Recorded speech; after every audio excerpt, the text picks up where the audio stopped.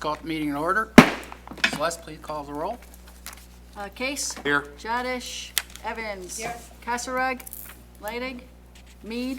Here. Slivka. Here. Stevenson. Here. Stocking. Here. You have a quorum? Thank you. Next item is the approval of the agenda for tonight's meeting. Move to approve. Second. Moved and seconded, all in favor? Aye. Opposed?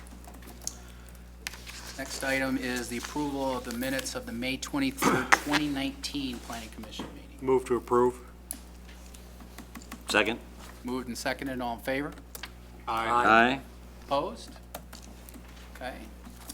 And we have two items on our agenda this evening. The first one is a public hearing.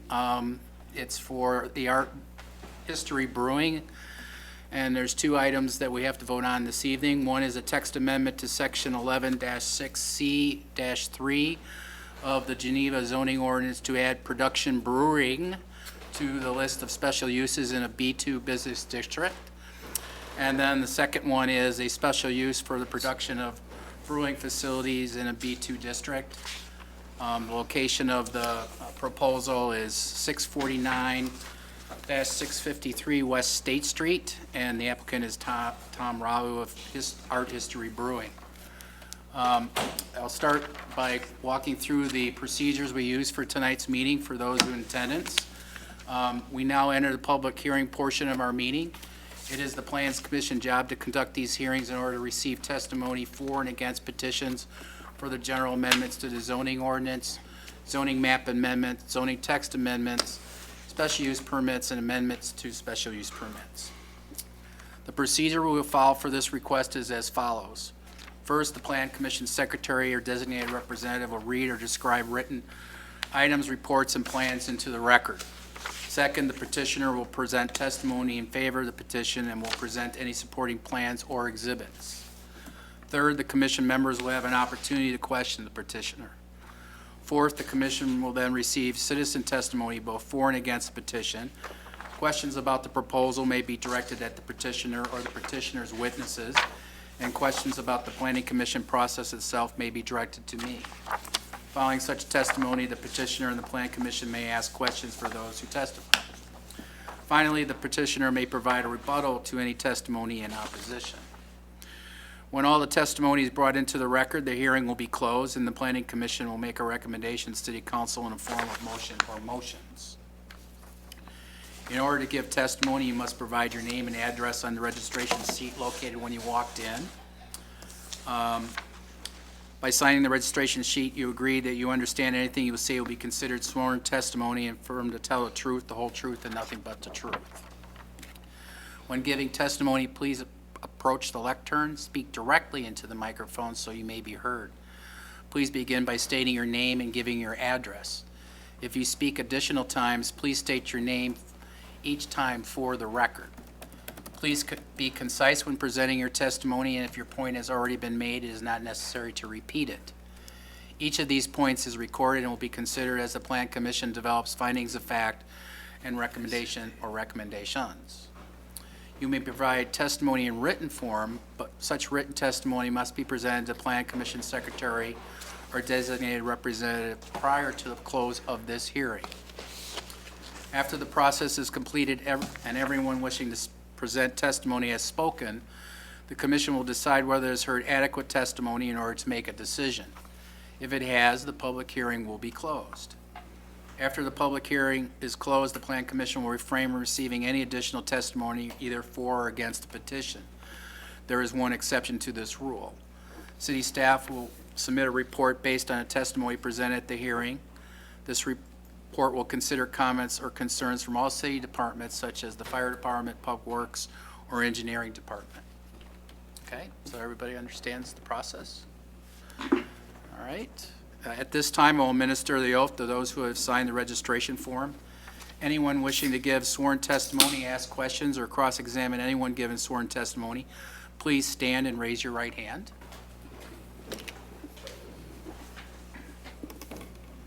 Do you swear or affirm the testimony you're about to give is the truth, the whole truth, and nothing but the truth? I do. Okay. All right. Thank you. All right, Paul, you want All to right. read The, the items in the record? The contents of the Plan Commission file is an application prepared by the applicant dated June 21st, 2019, a project narrative in response to the special use standards and parking utilization study prepared by the applicant submitted June 21st, 2019, building floor plans and an egress plan prepared by Allen Peppa Architects dated July 1st, 2019, a site plan prepared by Allen Peppa Architects dated July 1st, 2019, the beer garden perspective prepared by Allen Peppa Architects dated July 1st, 2019, a memorandum from the Community Development Department to the Plan Commission which summarizes the request and provides staff's analysis, and a certificate of publication from the Daily Herald for the legal notice that was published on June 25th for tonight's public hearing. All right, thank you, Paul. We'll hear from the applicant.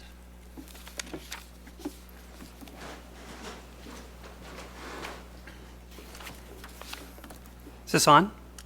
I believe so. Okay. Yes. Okay. Good evening. My name is Tom Rao. My address is 1702 North Winds Drive in St. Charles, Illinois, 60174. I'm here with my wife, Cindy Rao, and we are representing Art History Brewing. I'd like to thank the commissioner and the chairman for allowing us to come and speak to you and give you a little insight into what our project's all about. So a couple years ago, my wife and I decided that it was time to have a second career. 2 years ago, I left corporate America after about 30 years and decided that my passion was worth following as a second career. So I went into a program at the Siebel Institute in Chicago and Munich, Germany, to train as a brewer. I've always been passionate about brewing. I've been a home brewer since the early 90s, but didn't do much of it until a few years ago when a friend of mine who has a home brewery got me back involved and seriously became sort of re-energized with the whole process. So in 2018, I built a pilot brewery in my basement. I went and made sure I had the proper education and decided to work on a business plan. And what that did is result in me being here today and telling you a little bit about Art History Brewing. So Art History Brewing is a little bit about the art and the history of brewing, our passion both for trending styles and all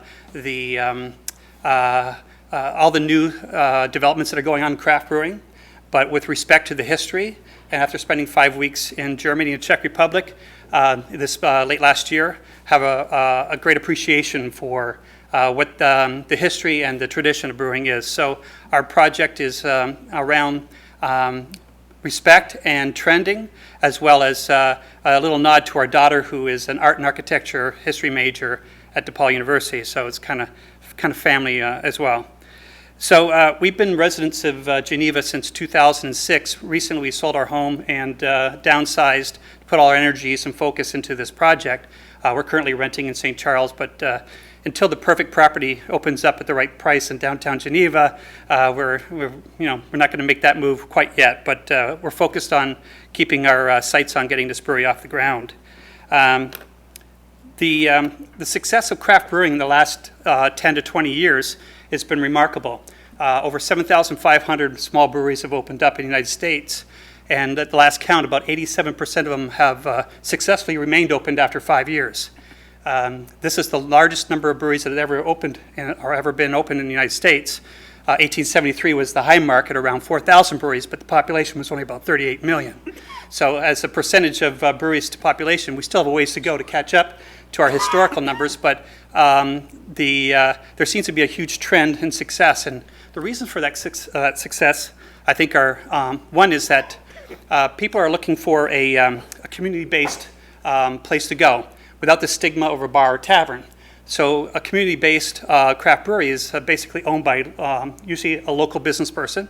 They're employing local people, and it's usually producing just enough beer to supply a local tap room and maybe local area restaurants that would like to carry that beer on tap. These tap rooms tend to be family friendly.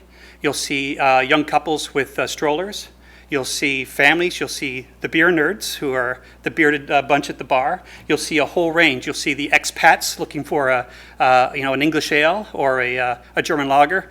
And we want to make sure that we have the environment that satisfies all those particular customer needs. The freshness of the product is very important to people. So instead of having a beer that's been on the shelf for 6 months, you'll get something that's perhaps days old, perhaps a week or two old. The variety is important. Normally, the number one selling item in a tap room is the 5-ounce sampler. And so you'll see that a lot of people are sampling and trying new styles. So it allows people to experience craft beer without having to pour a huge 16 or 20-ounce mug. Also, there's really no stigma attached to going to a craft brewery tap room. They tend to be family friendly, like I mentioned. There's games, there's events, there could be a little live music, acoustic. It tends to be very community based, and it's not like it's a bar or tavern in the old days where that's where you went to grab a pint. So many of these breweries are located in industrial parks, and the reason for that is that they have the utilities, the ceiling height, the cheap rent. And usually it's easy to kind of bring something in and have kind of an industrial implementation, very inexpensive. And a lot of these craft brewers are small business people. They don't have a lot of money to spend.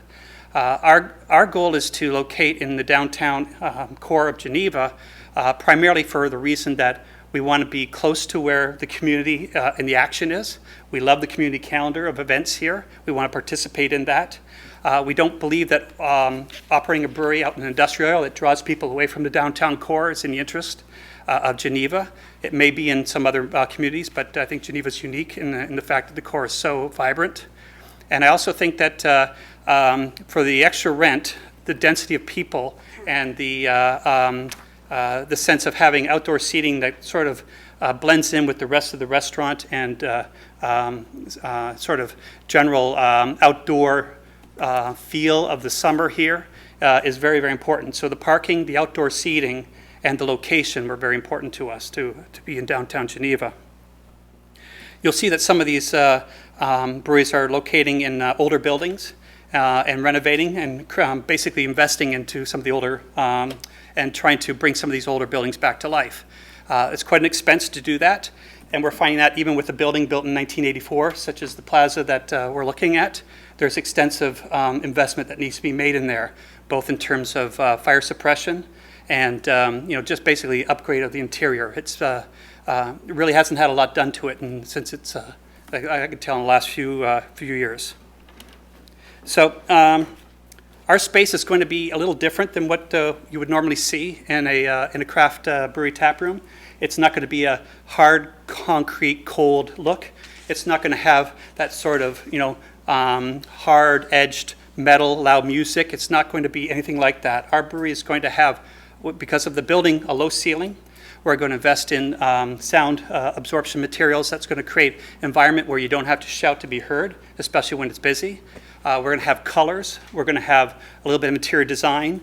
And we're also going to create great sight lines. So as you're sitting in the brewery, you'll have great sight lines into the manufacturing or the production area and feel that you're part of something that's kind of unique. So the beer selection, as I mentioned, art and history play both on trends and historical.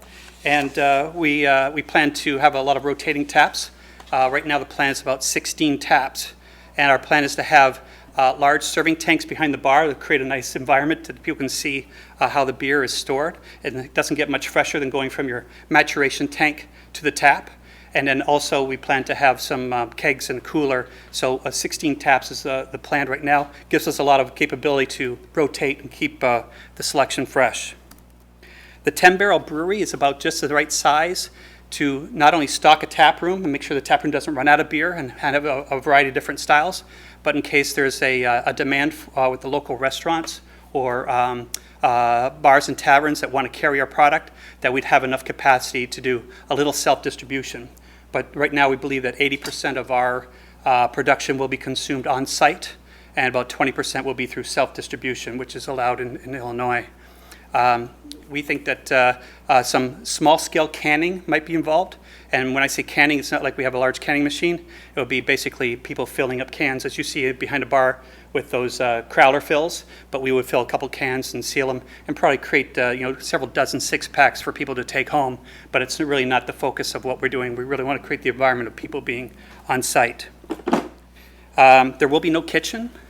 The goal here is to, kind of the hedgehog theory of, with Tom Peters, do something, do it very well. We don't want to be in two different businesses, and we'd also like to integrate with the area restaurants and partner with them. So we have at least 4 restaurants in the immediate vicinity that we could partner with that would provide bring your own food on site, whether it be a pizza slice, some Chinese food, or some barbecue from across the street. Right now, it's just my wife and I as the owners. We are a C corporation. We incorporated in January, and my wife is the majority shareholder. But I'm the one who's doing all of the crazy work. She's full-time in the healthcare industry and keeping my dream alive until it's time for her to leave the corporate world and join me. We plan on hiring a head brewer who has experience in European brewing styles, and a taproom manager, and at least 3 or 4 taproom staff. So we will be employing additional people here in town.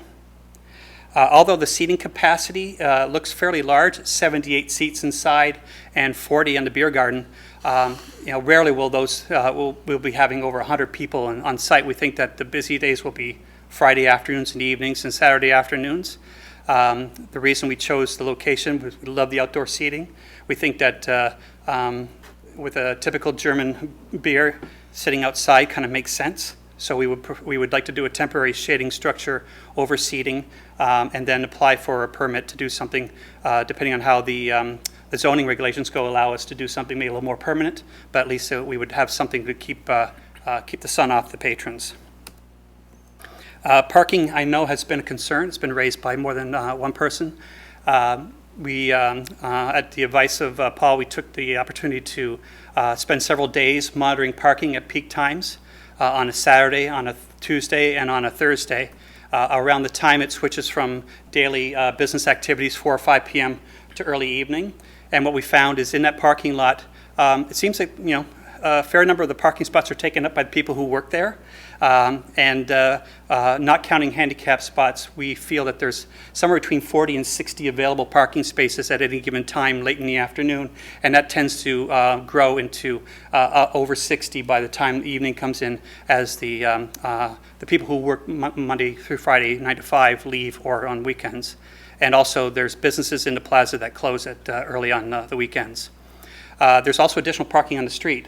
And it's one of the things that we weren't really paying attention to until we did our drive-by every 30 minutes, and we were counting up to 60 additional vacant spots, also on the north side, so between along State Street to 6th, from 6th to Hamilton, and then Hamilton east, including 5th and 4th. And so really a 2-block walk, not crossing State, there's an additional 60 spots pretty much at any given time. And even during around 6 p.m. on Thursday of the Swedish days, we were still counting 20 or 30 spaces available. Now I believe those probably got eaten up later on in the evening, but at the time when people would be coming, we feel that there's sufficient parking without having to try and do something creative such as maybe valet or something like that. Parking on the opposite side of the street in the St. Joseph's or the Joseph's Deli, after about 5 or 6 p.m., most of those spaces are available, and there is a light there that allows for people to cross safely.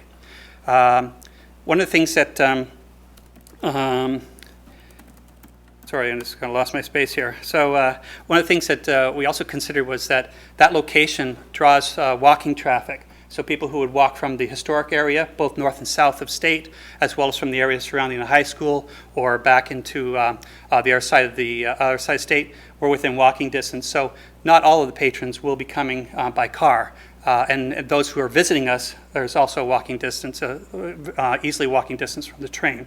So what we'd like to do is like to think a little bit about that we're just not going to be a destination that people have to drive to like you would an industrial site, but we're really going to be integrated into the community.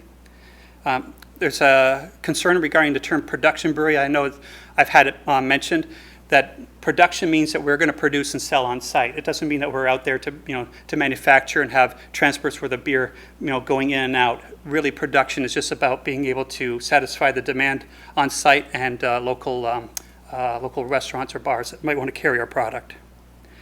So lastly, a note on beer tourism. This is actually a thing. So even Travelocity now has a beer tourism index by city, and they rate how high a city ranks in terms of its ability to draw people who are looking for craft breweries. And I know my wife and I have participated in this craft beer tourism. Weekends we go and we'll go to a community and we'll spend a couple hours at one place and maybe go to another place. And it really is a thing. There's a Facebook group called Chicago Area Microbreweries that has over 6,100 members, and they basically post where they're at, what they're drinking, and give recommendations to the rest of the group, and it really creates kind of community. There's social applications such as Untapped that promote this as well, where it's really a social app for people who are trying and sharing new beer styles. So it is a thing, and what I'm thinking is the density of breweries that are coming into this this Tri-City area. You got St. Charles that might be up to 5 breweries in the next year and a half. Batavia has 1, and we'll have 3. That we become a destination for people who come in from the city. And as a destination, where do they get off? They get off the train in Geneva. So we believe that there's really no downside to having an extra brewery or 2 in the market if the market supports it, as long as it's generating visitation. It generates food sales for the area restaurants, and obviously you have to walk by a lot of shops to get to where we are or where to Stockholm's or Penrose.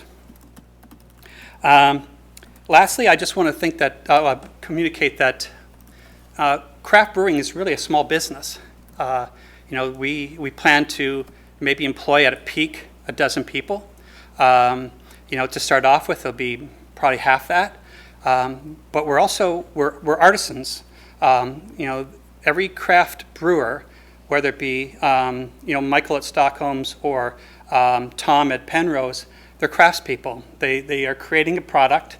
They're marketing. They're selling to their customers, and they're in effect they're kind of artisans. And what they're doing is they're creating products that people are interested in testing and trying and exploring. And I think that it's really good that we have small businesses that are harking back to the days when there were 4,000 breweries in the United States. Every town had its little brewery, and there was, like I said, only 38 million people in the country. So that's kind of the overall business, a little history and a little business overview of what we're doing. And I'm not sure if there's, I'd like to go into a little bit of the actual nuts and bolts of the site plan or anything like that. Sure. Okay. So the space is formerly 2 spaces side by side. Forms a little bit of an awkward L shape, but we managed to make use of it. The space has been a variety of different uses, and it's in pretty rough shape. Tiles are missing. It's had a lot of small renovations done over time, and our goal is to completely gut it and bring in complete new utilities. So one of the things that was necessary for a brewery is water. Water is very critical for 2 reasons. One is you make beer, 90 some odd % of it is water, and 2 is obviously fire suppression. So the owner of the property has committed to bringing a new 6-inch main line in from underneath State Street along the back of the property, and that would allow any of the units there'll be stubs on there, any of the units to install sprinklers at a much lower cost. This is not an inexpensive option that the property owner would invest in. That'll allow us to put in a full sprinkler suppression system and make the entire plaza that much safer, because there's already a restaurant in there with no fire suppression. And so I think everybody would feel a little bit better. Plus, it's going to increase the value and the leasability, desirability of the space. There's a small paver stone patio out front that's generally used for display by Ace Hardware for some of their garden products. And that would be converted into a small beer garden And we would use something like planters that would create a little bit of a space within that, and like I said, perhaps a shading system. It's gonna work. What's that? Because I was looking at that thinking, isn't that the parking lot? Yes, you're right. And it's funny because when you look from above, That's gonna be a problem. yeah, so there's a sidewalk that circles the pavers as well, and that's basically your ingress egress, and there's also a striped area that provides a non-parking space for emergency vehicles.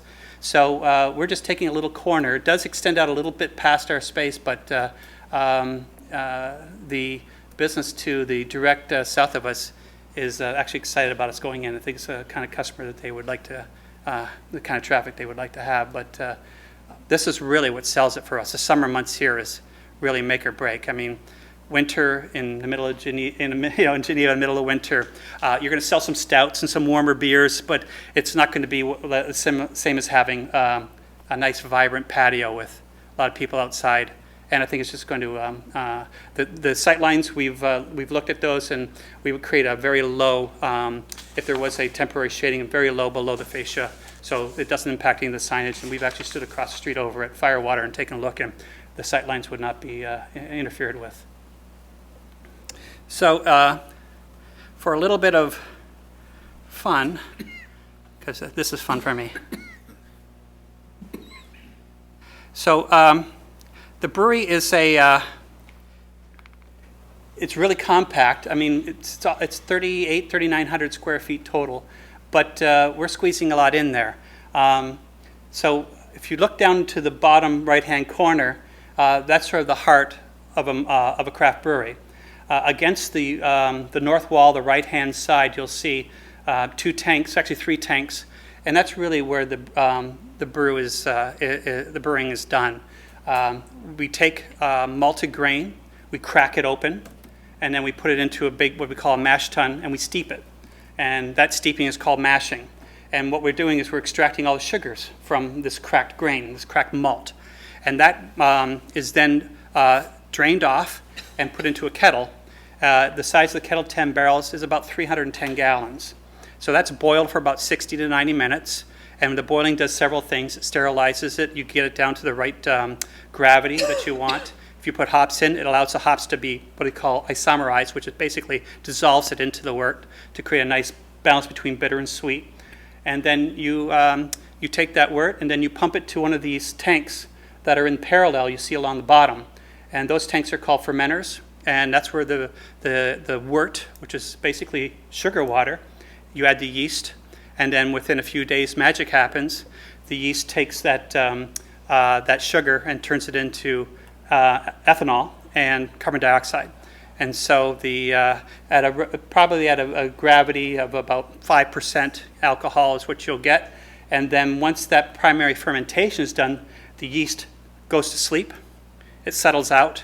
We take the yeast out, and then we take that beer, and then we pump it to what's called a bright tank. A bright tank just allows us to carbonate the beer and allow a little further settling. And from that tank, we move the beer to behind the bar. You'll see these horizontal tanks, and those are called serving tanks. So we'll park the beer in there, and if it needs to be matured, we'll let it sit there for a few weeks in case of like a nice German lager. If it's an ale, it's probably ready to go almost immediately, and then we can serve it from the tanks basically through pumps and a CO2 delivery system that's in the cooler right behind there. And that's pretty much how the general system works. We will be putting a trench drain that basically will be tearing out the concrete and sloping the floors down to a trench so that as you're brewing, when you are cleaning stuff, everything flows down and flows out, keeps everything sanitary. And then we'll be using some equipment such as keg washers and CIP, which is a clean in place system to basically run system cleans and basically maintain the equipment. We intend to install a roll-up door at the back. That's how we can get our tanks into the building.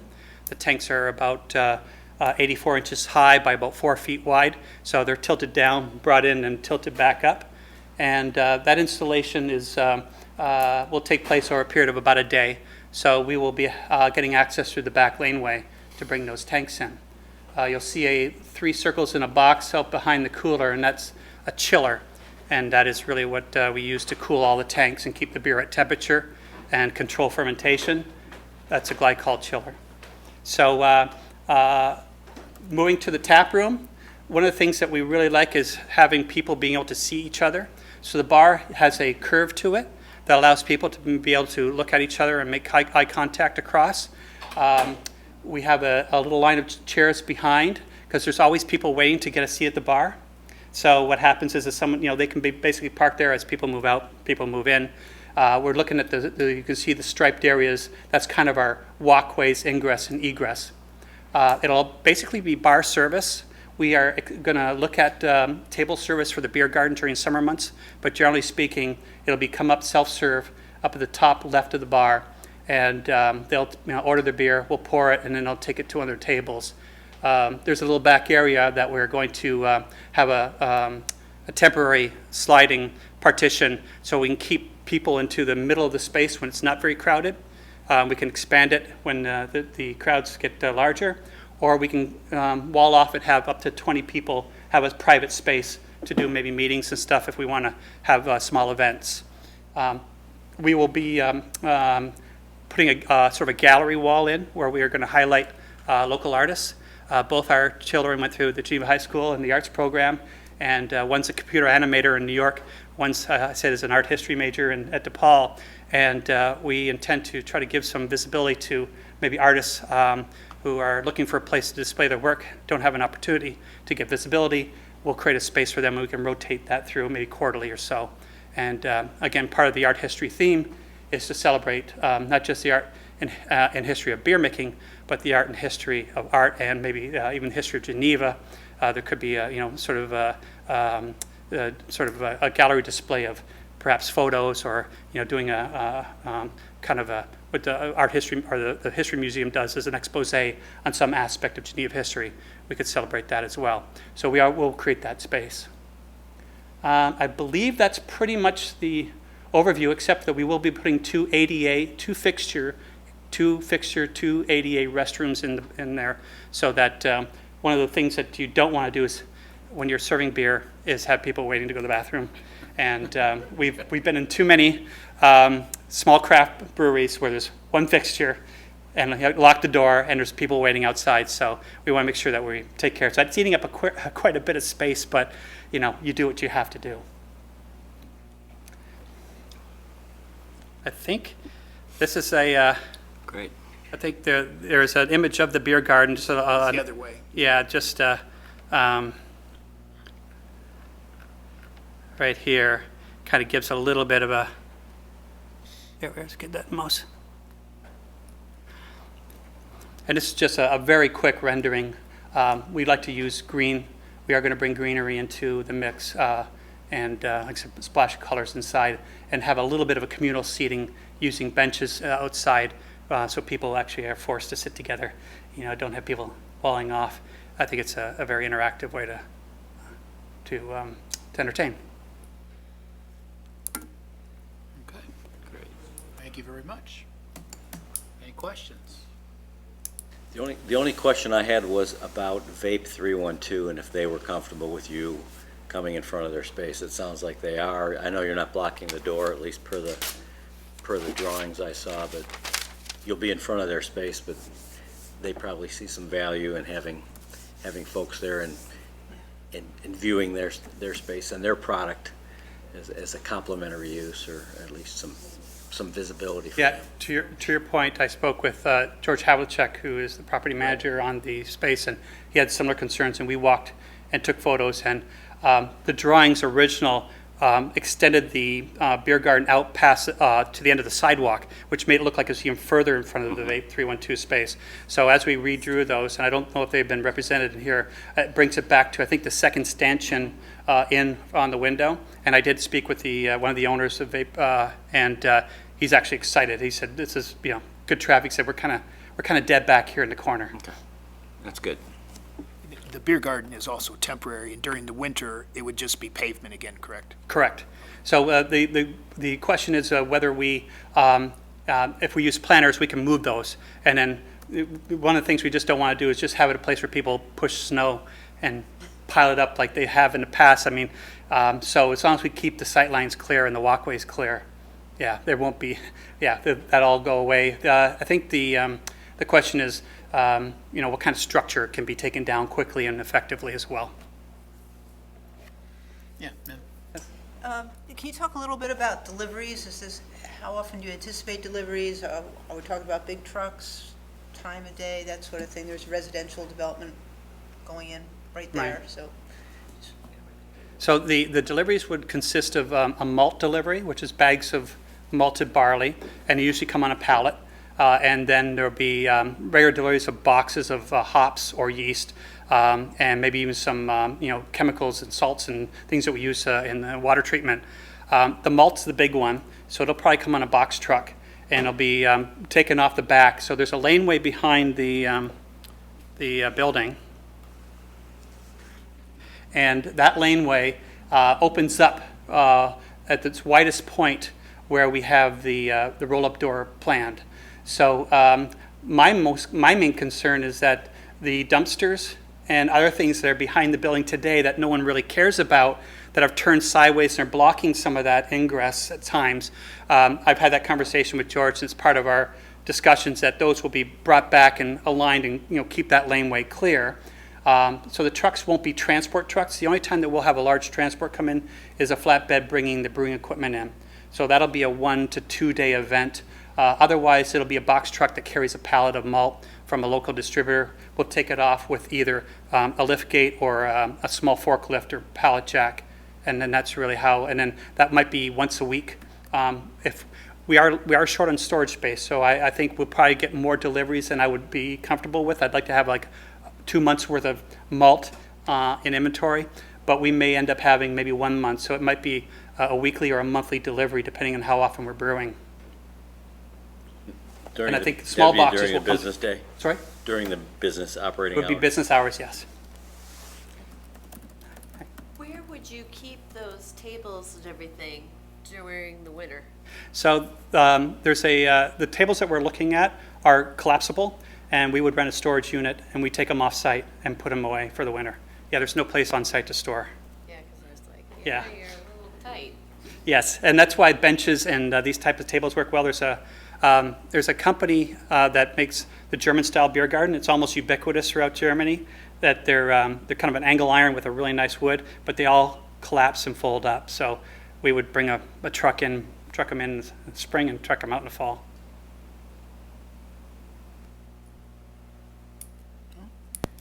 Oh, I have a comment. Sure. I'm pretty sure the guys at Ace would appreciate this. Pretty sure Okay. it is. I've thrown some ideas out with George about, we do some greenery, maybe we can draw some people into your garden center because the walkway goes right past the shrubbery. So there's some things we can do. And also, he and I have an agreement that during his Swedish Days parking lot event where he has a band playing, that we would clear the tables out and let his band sit up there and be fully participating and even provide restrooms. And you could probably have a lot of Ace's stuff that they have for the gardens.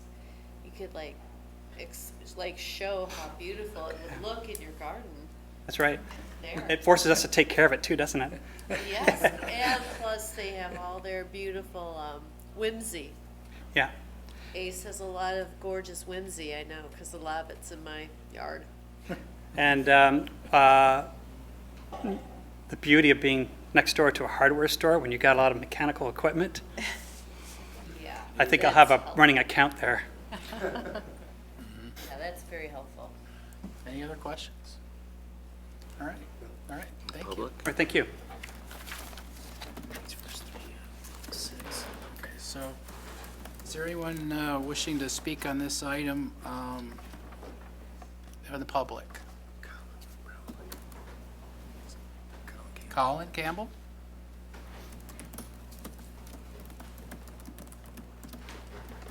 Good evening. My name's Colin Campbell. I live at 18 South 6th Street. It's about 150 50 yards as the crow flies, so this is something that's not going to affect us directly. But I do have two concerns. One that I would like to ask the owners, if they plan to have live entertainment in the beer garden or speakers playing music in the beer garden that would be heard in the neighborhood. You might as well answer right now. Let's go ahead. Come on up to the, I didn't know, Colin, if you wanted to ask both questions and then have I him don't respond. have a second Okay, go question. I ahead. have a concern. Yeah, Okay. yeah, thank you. Thank you. So regarding, Speaking- yeah, regarding the speakers, we do plan on having speakers outside if we build a pergola or some sort of temporary structure, just to play, some background music. I'm very sensitive to decibels. In fact, on my phone, I have a decibel meter that when I go to tap rooms and I go around, I'm measuring. And so I know exactly what's comfortable and what's not. But there's also, I think, laws state that there's a certain decibel level that has to be maintained up to, I think, 10 p.m. or something. And we would be absolutely abiding by that. But in terms of live music, the only music we would have, we might have acoustic inside, but there's no plans to have live music outside at this point. My second comment is just a concern in general. I've attended a number of CAL meetings and city council meetings where liquor licenses have been discussed, and the comments that they would like to always have places that serve liquor primarily as restaurants, and then the liquor is a secondary thing, in terms of, frankly, not turning into Main Street in St. Charles and not having too many bars, because that does attract a different group. And I wonder now with the Stockholm's, which has been there for a long time and is primarily a restaurant and does wonderful brewing, the best root beer in the world. But now the beer cellar, and now Art Brewing, and successful businesses tend to draw other people who want to open the same business. And I wonder if amending the ordinance might not make it just too easy for a lot of others to come in. And I think that's something that needs to be considered. Thank you. All right, thank you. Ms. Camp, do you want to speak? Just a special use of considered. I'm Gloria Ann Campbell. I live at 18 South 6th Street. Colin did mention it, and I do have concerns, and I hope that that is the case as far as noise, because during Swedish Days, when Ace does have their event, I mean, the noise, we can hear it. And I don't want to live inside a disco or whatever. I just don't, that's not what we need in Geneva, and certainly you don't, because we're talking about commercial, but just across State Street and just north of this, you've got residences. My other concern is for the people that even aren't here yet, is the development that's planning to go in. And I see, from I remember, if where the plans are going, I don't know, but they would be abutting right to the back of this. And they're not here because they haven't bought the houses and it's not there yet. But I express concerns for them as to whatever this is going to bring into their backyards. So those are a couple things. Something else that was mentioned by somebody else in the neighborhood or whatever, and I'm not an expert on water flow or things, what runs downhill, how are we dealing with all that, off of State, down 7th, whatever. I just want to be sure that that's properly taken care of. I don't think they're adding any pervious surface on this. I mean, everything that they have is already covered. They're not expanding the building. Yeah, so everything should be underneath, drained, done properly. Yeah, as is right now, yes. Okay, well, has been expressed as a concern by people on the south side of State Street, so I just wanted to mention it. Thank you. Thank you. Michael Olson.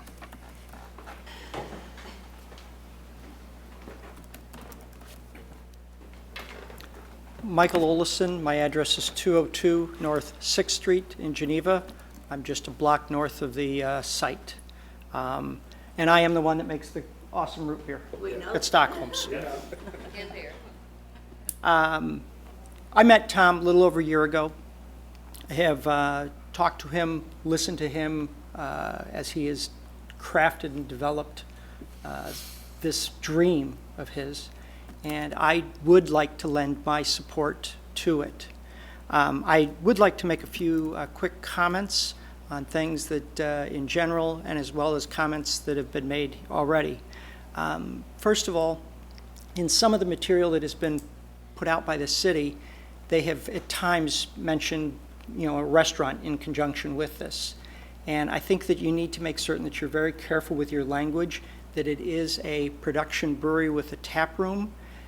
A production brewery with a tap room has very distinctive legal ability for the self-distribution of beer.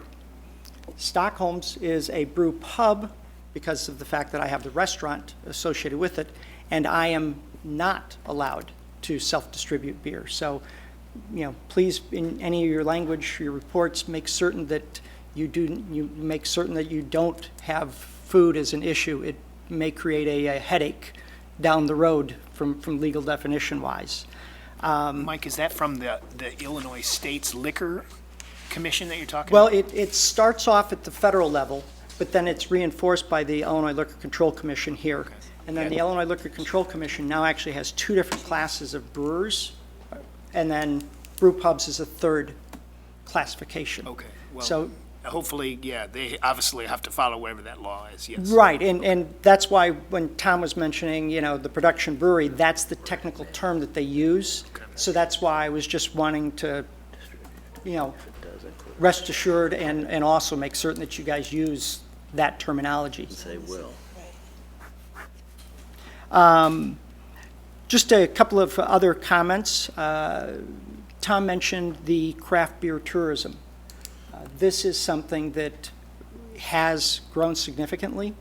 The Illinois Craft Brewers Guild, of which I am a member, the past 3 years has done a summer passport program where they print up a really nice passport, looks just like the U.S. passport, and allows people to go and get their passports stamped at breweries around.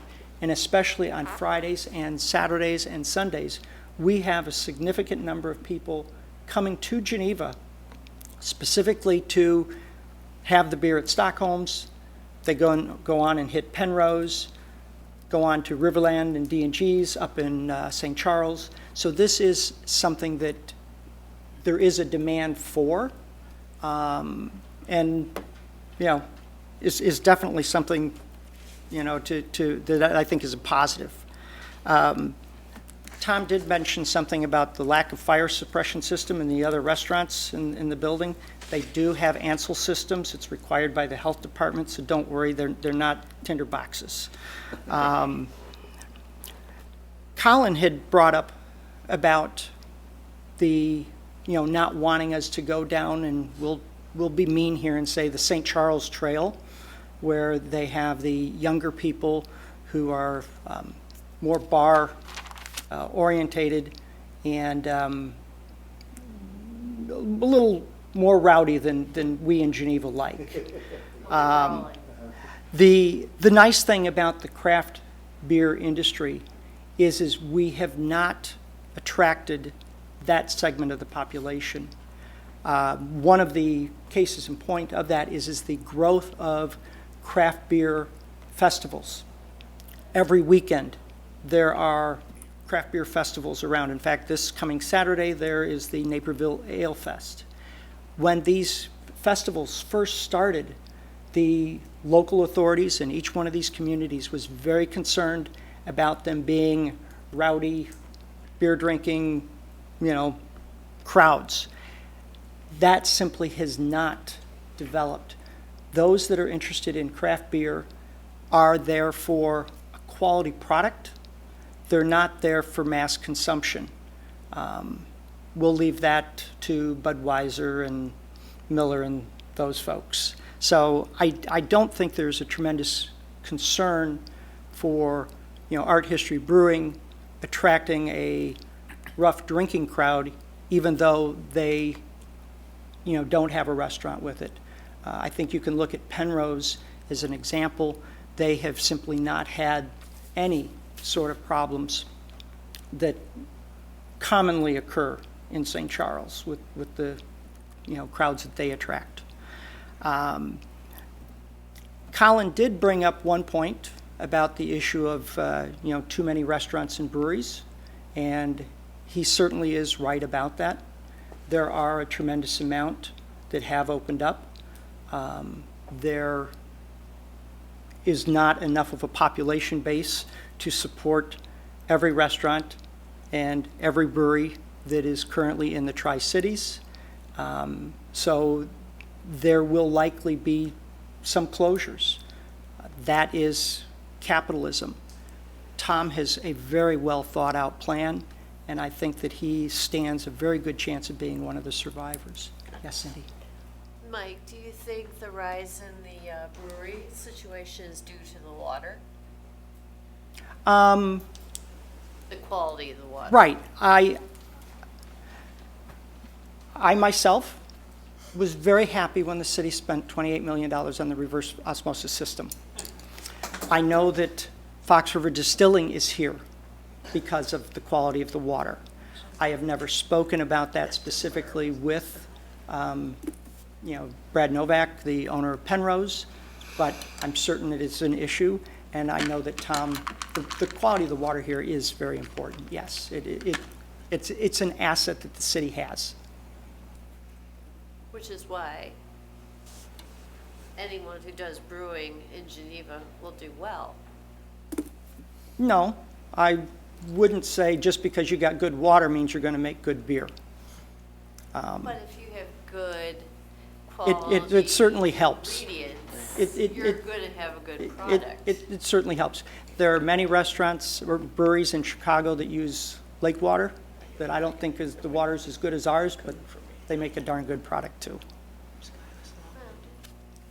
We're good. We're good to go. Any other questions for me? No? All right, Thank very you. much. Anyone else wishing to speak on this matter? Yes, sir.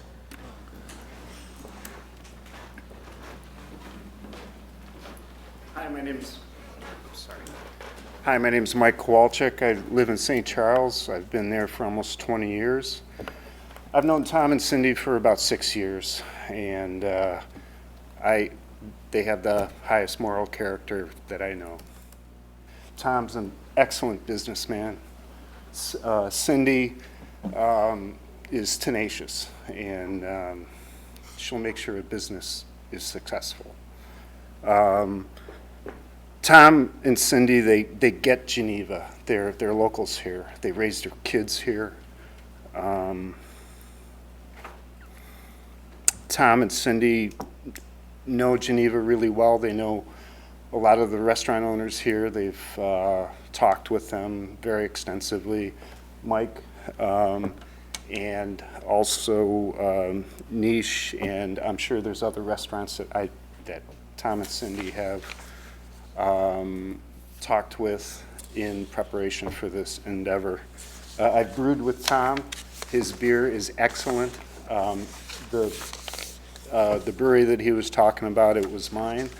And I've been brewing for 25 years, and I was floored when he came and he brewed his first beer. It was one of the top 3 beers to ever come out of my brewery. So I was honored, and it was great to brew with Tom. So he gets brewing, he gets the craft of it, he gets the art of it and the history of it. It's a fantastic name. Being a home brewer and loving beer for over 40 years, I think Tom and Cindy would make a fabulous tap house. So, thanks. Thank you. Anyone else wishing to speak on this matter? Okay, Yes, John. One comment related to Mike's distinction of having a restaurant or not having a restaurant. I think I'm looking at the language that was in the packet. Yeah. And I think the operative word in the definition, it says the facility may include a restaurant or tavern where beverages are produced on site.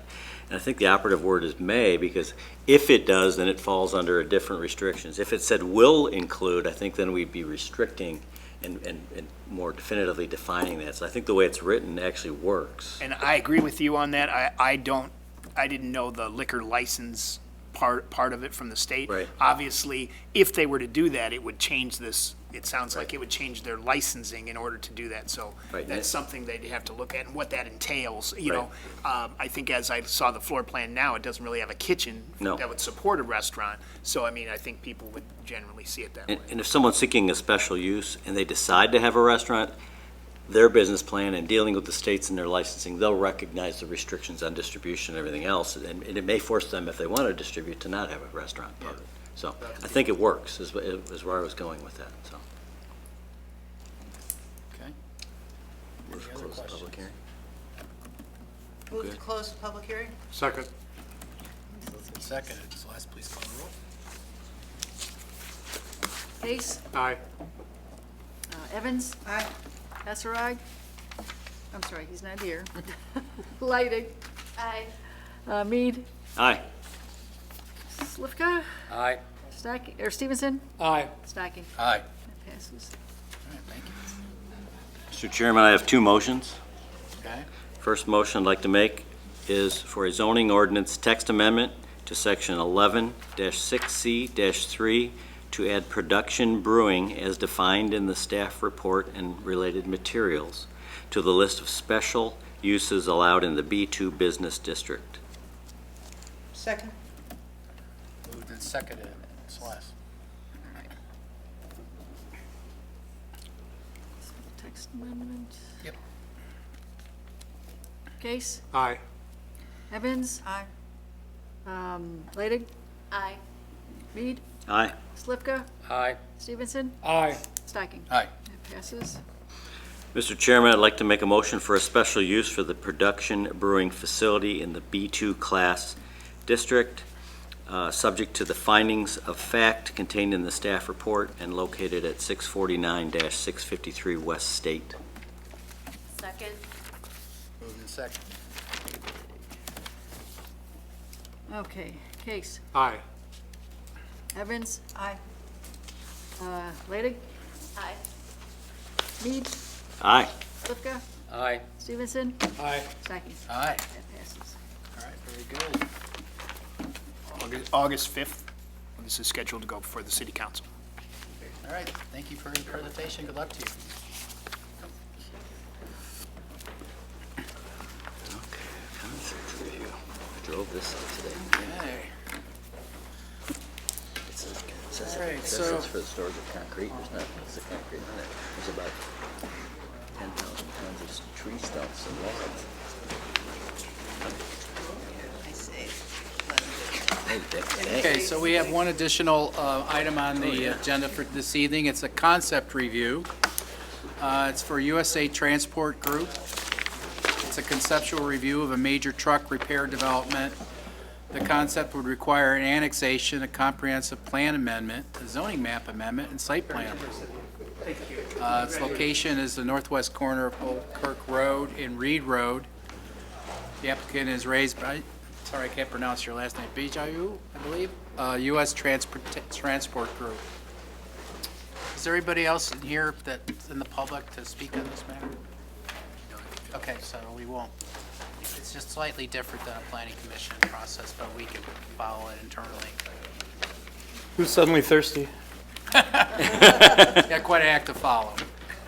My name's Wade Joyner. I'm an attorney. I'm here with Ray Bagu, who is the president of USA Transport Group. Started with a couple trucks about 11 years ago and now has grown into a very successful business.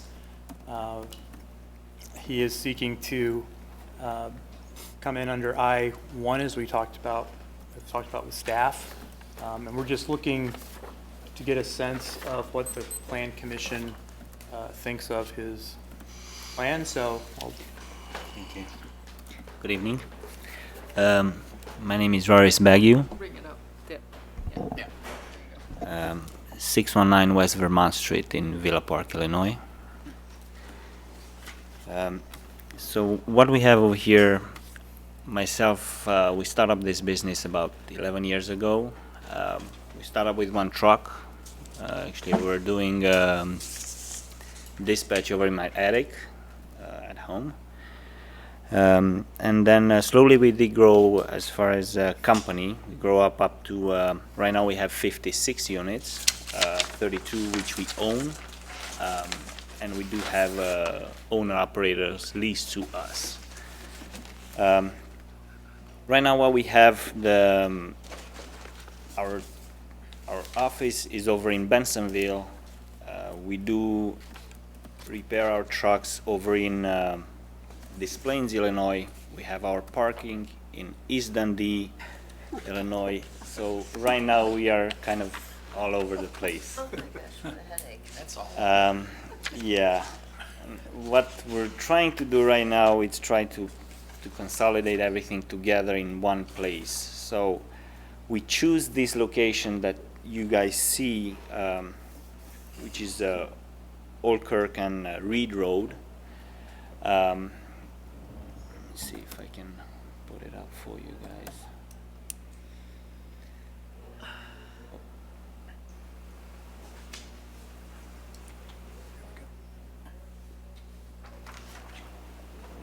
Yeah, then you can just plus it up there. Oh, no, No. I don't, will that work? Okay. Just plus it Just was there, 15. increase the size, yeah. There you go. There we go. Sorry about that. So we do have this location that we choose. It's pretty much somewhere on the side. That those trees, the Old Kirk is not really a street that is facing the main roads, which actually helps us a lot on trying to do our plans. What we want to do on this property, we want to build a small shop with probably about 4 bays, which is going to be a drive-through. It's about 9,000 square feet, probably 9,500 square feet building, which is going to have the offices as well attached to it. Hopefully, I'm not gonna.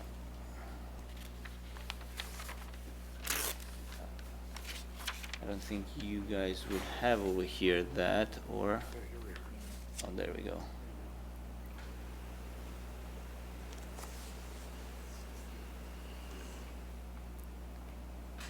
So this is how the building is gonna look like.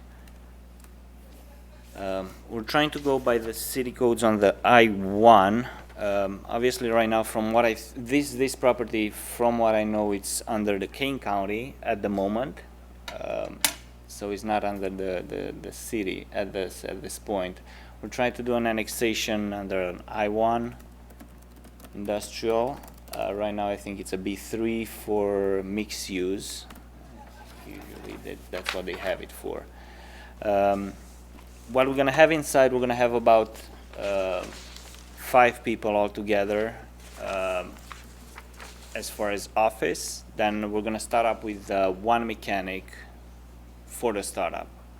We're gonna go probably up to 5 mechanics in. The traffic that we're gonna have, it's gonna be probably about 3 units per day, if it's gonna be. For the trucks, we're going to use the entrance. We're going to actually do an entrance on Old Kirk. Right now, it does have an entrance on Reed, which we're not going to use because that road is not that strong, and we don't really know actually who owns the street right now at this point. So we don't want to get into that. And I wanted. Basically, at this point, with this concept, we wanted to introduce ourselves, and with Mr. Jim, that actually he's our helping a general contractor, and Mr. Wade, that is helping us with the legal side. we're gonna be new in town, and I'm hoping you guys would have a look at it and give us an opinion of what you guys think of our plan, and if we can do it, obviously.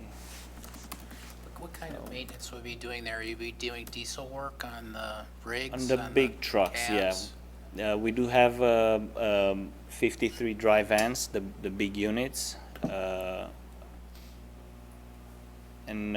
we're trying to do the preventive maintenance, basically. So oil changes, brakes, no body work or paint. No rebuilds or No. things of that nature?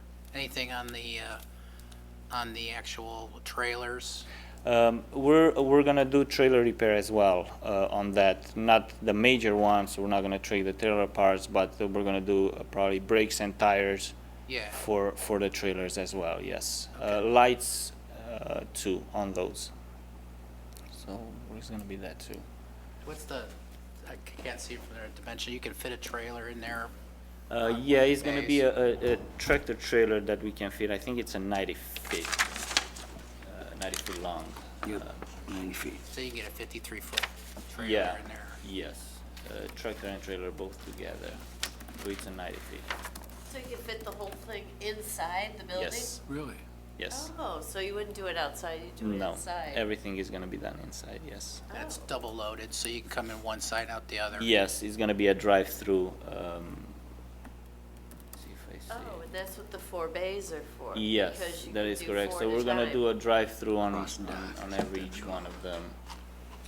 Go from one side, go through the other, and we're gonna go right out on the, Oh, so you would just drive in, or could you do 8 or just 4?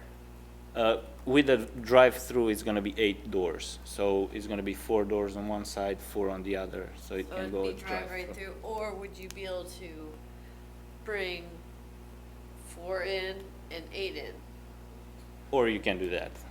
and then have them like face each Yeah, other? you can do that too, yes. But then you're not gonna be able to use the whole truck. It's gonna be probably the bobtail only, the tractor only, Yeah, to put it in, something Right. like that. yeah, Fred, go ahead. Question, so as a repair facility, trucks will be brought in for maintenance, Preventive certain maintenance. intervals, brought in, so where are the trucks coming from? And once you're done with repair, where do they go to? So what we have right now, we're doing over the road, so we're doing all 48 states. We do Oh. have a few contracts right now with one of the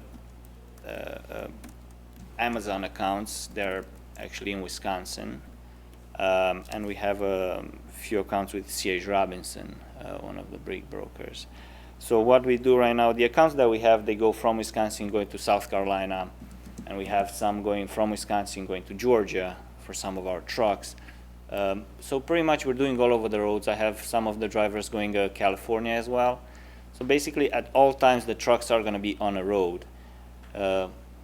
When they're gonna come through, they're gonna come through for preventive maintenance and they're gonna be right out. So we're not planning to keep them over here. If it's gonna be to keep, it's gonna be the trucks that actually they're gonna have major repair on them. By major, I can put a turbo, I can put an axle or whatever it takes longer. But for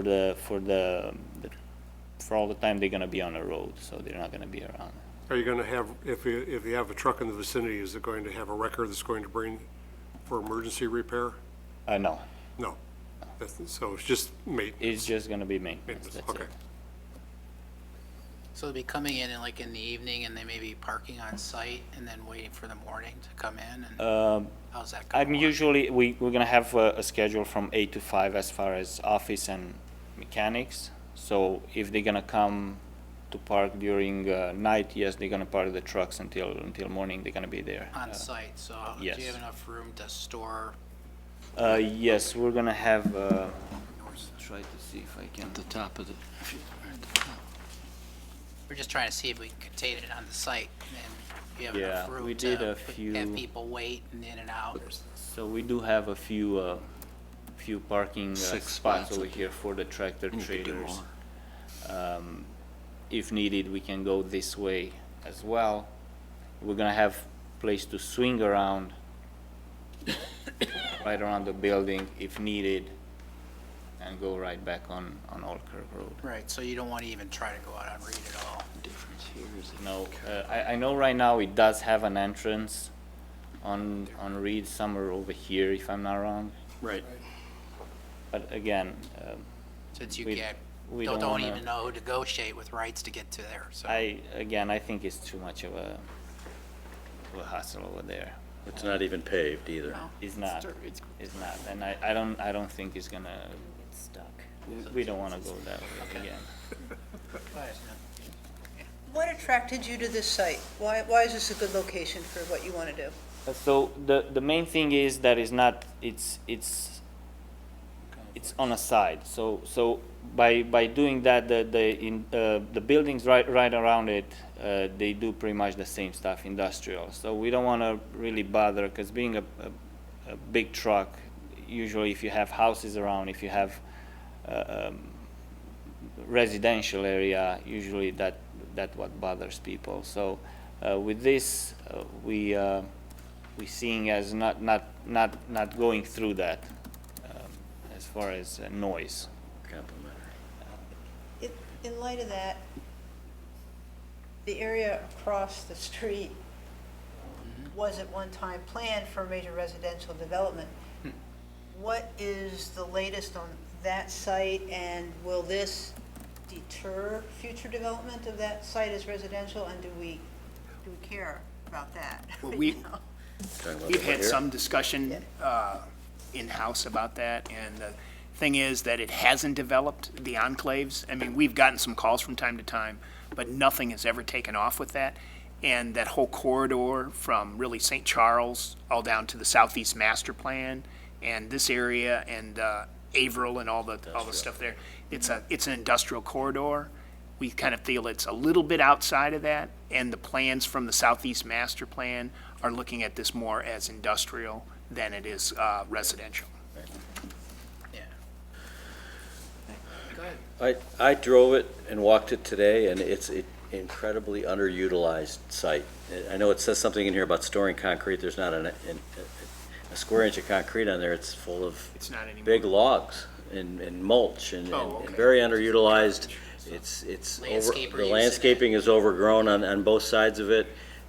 To bring this in here and use it and develop some tax contribution to the city seems to make a lot of sense to me. Yeah, they were approved by Kane County for storage of concrete, Yeah, but you're right. yeah. Now it's not being used, so I don't Right. know what that's about. Yeah, and all the adjacent uses are similar nature. Yep, agreed. It's, it's down below Kirk. I mean, really, it's partially visual, not necessarily going to see it. Right. Yeah. This looks like a perfect spot for your location. Yep. I was wondering what it was going to be like to bring 18-wheelers in there, and it's perfect. And you're not going to have a lot of resistance from the neighbors. I think you've chosen a very good spot. So you do the maintenance on your own fleet. Do you do any outside service for other companies? No. All your own? No, it's gonna be only our own, just the preventive maintenance. Because again, we're spending so much money as far as road costs on a road just because a tire was worn out, and we didn't actually had a place to bring it to check. Of course, we do have this third-party mechanic that right now is looking at them, but again, I feel like it's safer and easier if we're gonna do it in-house and we're gonna have a mechanic and he's gonna do the schedule like every 45 days for a truck to swing by here to have it checked up. So yeah. What about access to that, to Old Kirk? Is that a problem for your 18-wheelers? I see a lot of them around there. Yeah, and that's why I saw, because I think the west side, it does have already a repair shop. I don't know what they're doing over there. They do have it already, and I saw a few semi-truck units going through. So I don't think that will be a problem for us. Yeah. So do you do fueling of the trucks here, or No, it's not going to be at the so facility. there'll be No fueling. No fueling and no paint job that we're doing. Anybody else? Okay, no? Yeah, go ahead. For Paul, what's the plan for Old Kirk? We got all those trees across the, to let people know it's not, you can't go through there. But is there any plan at all to extend that down to the south end of Old Kirk? No, because I think of the railroad, I think, That's what's right there. yeah, I don't think it doesn't go under, right? That's not a. Nope, No. it's No, not. dead ends, yeah. So I don't think we get a crossing, they'd say go to Kirk, Yes. Yeah, they wouldn't. Go the other way. But the plan does show, if you look at the comprehensive plan, it does show a traffic signal up at Old Kirk. So it's possibility in time that we could get a traffic signal should there be other developments in that area it would warrant. Okay. Is this area part of the third rail? It would, yeah, it would add another line to To the that rail, south. yes. To the south. Yeah, Yeah, yeah, okay. Be on the south end of the. yeah. It wouldn't touch this property, but yes, Right. it's along that, yes. Yeah, they get in and out, it's low visibility, Yeah, that's. it's a good site for industrial. Right. Looks good. Good luck. Thank you. Thank you. Thank you, guys. Yep, Appreciate you it. bet. Thank you. So how does, just curiosity, how does it work with the annexation? Is that, what's the process for that They submit an application for annexation to the city? to the city, and then we talk about, the road or utilities, and he talks about what type of land use zoning he wants, and then we process, that would come to this commission, then we process a map amendment, because it's currently like commercial, and it would like industrial, so we would change it, the land use to industrial, and then we'd change the zoning to I-1, and then a special use, I'm trying to think if it's a special use. Maybe it's just a site plan approval for the, site plan approval for the actual facility, because it's permitted in that zone. Permitted use. Yeah. Right. So So, that's so the annexation is part of going through our correct. commission? Yeah, we first have to have it in the city. Right. I've never been involved with an I annexation. haven't been one here is. either yet, so, I don't think I've been in, maybe one. but don't be surprised if there's others. Yeah, right. But right. could he technically proceed if we didn't? Could he just do it in the county? Yes, and he's talked about that. I mean, he's gone to the county. Why don't you Yeah, why don't you address come up that? here? When you saw us and then you went and talked to the county? Yeah. What do you like about being in the city as opposed to the county? Well, for us, really, the county actually sent us over here to get the approval. So, again, right now, I'm not Wanna too talk much to into, you? the- I want to talk to you. The county's they not don't trying to wanna- do anything that's non-residential or adjacent to a city. They would prefer the city could work with them. on it. Right. Yeah. Okay. And It yeah. kind of makes sense in a way. Yeah. But I think the cost impact of going with the city is considerably more. yes. Yes. Because of sewer, water, electrical. If it would have been a way for me to go through the county, I would rather do that just because of the cost. Right. Right. Yeah, you go with So, water and septic and. Yes. Yeah. Yeah. Yes. I'm not sure if I'm not sure if again, the county, because with them, we didn't go that far in the meetings. But again, right now at this point, that's where they send us, so. And we've had other people talk to us on this parcel, and we said we have no interest if it's just dirt and gravel. We're Right. not going to be the county.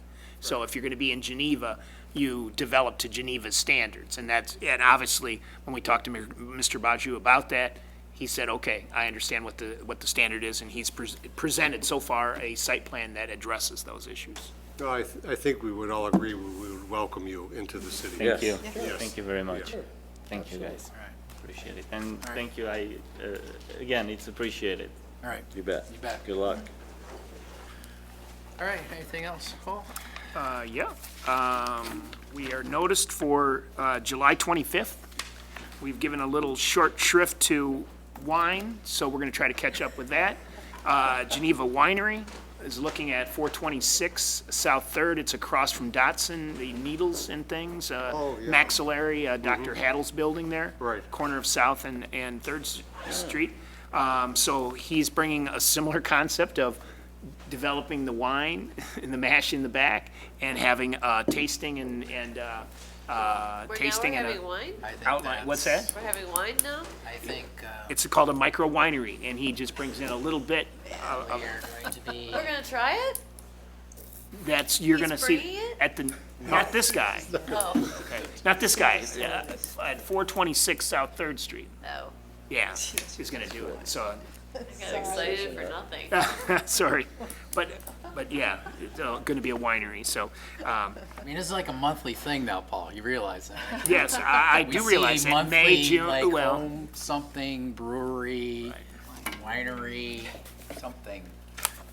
Okay, and, It's the water. apparently. It's all the water.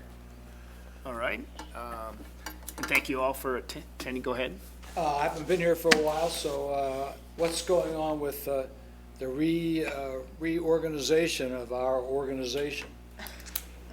If you're talking about when the update to the zoning ordinance, is that the downtown zoning ordinance, correct? I'm talking about our organization. The plan The commission. plan, Which is- merging the which is- 9 and the 7 into 7. Okay, that's a part of the downtown zoning update? That was one of the recommendations in that, right? Okay, yeah, I guess it was. And so it was scheduled to go to July 15th. It is going to go to August 5th, date for that, so, You're gonna be busy on the 15th. yes, there's going to be another proposal to talk about that's going to probably take some time that day, a development on the east side of east side of the river, so, thank you all for attending the meeting. They're going to talk about parameters of what Is this a charrette? this is, yeah, for mill race. So that at the 15th, I don't believe they're going to bring the plan that was there. They're going to bring some parameters and say, could we work within these parameters? Oh. So that's on, you can check it, and it's going to be in the packet online, so you'll see what. So they'll talk number of units? Correct. Mass, height? Exactly. Should be interesting. Yeah, so it's out there, so. But thank you all for attending. I mean, that can make it, we appreciate it, getting the input, so. So one of the things I talked to David after the meeting is that the resolution, how it's worded, is very important because The resolution for, what the council's gonna actually vote on. For mill race? for mill race? Right. Okay. Because I want to make sure that leaves enough room where we are able to actually do our job. Right. So it and has staff to be. too. Yeah, it has to be a vote of saying we're kind of for it without being any specific. It's going to be difficult to reword it to make it effective. So I would be very interested in Whose what- job is what that to it actually word it? writes. Well, I'm sure David works with the attorneys or city administrator, and, there is one out there, so, there is a resolution you take a look at, so. Oh, there is a draft out there? Yeah, that's what I'm saying, online in our agenda packet for the Wow. city council for the 15th, they have that, so. But it's very important. Because it has to be worded in the right way, otherwise we won't have the ability to do much with it. The council has spoken. I got you. So it's gonna go straight to city council and not to the cow? No, that's incorrect. I mean, you mean that proposal from the charrette Right. is going to city council? Okay. Okay, but then the city council then refers it back out. If this resolution passes, Okay. then it would be referred back to the team that was developing it, and then they have to make a presentation, basically a submittal to the city as any other process would go, any other application. And so staff would They would review go it. back to Cal and then back to city council. Then the staff would review it. It'd go through the normal process, So, but, The whole thing, we would get involved. Yes. right. but- So then they'd submit, staff would review it. After we've reviewed it, then, and we have it ready, we notice it, come before the plan commission. But there isn't cow anymore for plan commission. It goes, because this is a recommending body, we used to go to the committee of the whole, Right. and they'd recommend. So we had a recommending, finally adoption. And so we took out recommending twice. We said, the plan commission is a vetting authority for the city, and when they make a recommendation, it's to go to the city council. I mean, it's the city council having two shots at it, kind of. And so it's, the city council reads that recommendation and decides, do they want to support it or not? Yeah, okay.